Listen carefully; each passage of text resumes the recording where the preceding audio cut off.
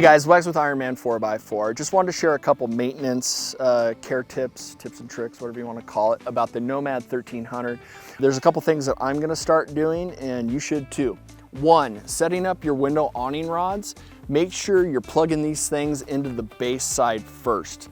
Make sure they socket in there, then grab from the end and bend them back, put them in the grommets. I've seen people do it the other way, and trying to bend it, and after it's hooked up, you're just gonna wind up wrecking these things. So the other thing too, condensation.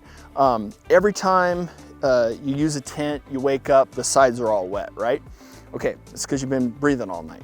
If you can, when you get up, and if it's a dry day, open everything up. You can always leave your screens up, but you want to get as much airflow through that tent as possible. Condensation is like the #1 killer of these tents. So airflow is king.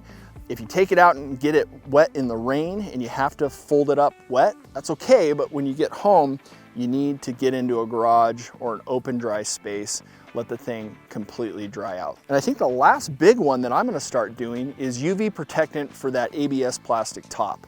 We all know no matter what it is, even on your vehicle, any of your exposed plastics, the sun is just hammering on those all day long, and you don't want them to start to bleach out or fade on you. So go down to your favorite auto parts store or wherever you get your stuff and look for a good UV protectant that's safe for plastics, and wipe this thing down every so often. It'll just keep it looking brand new. The thing will last forever.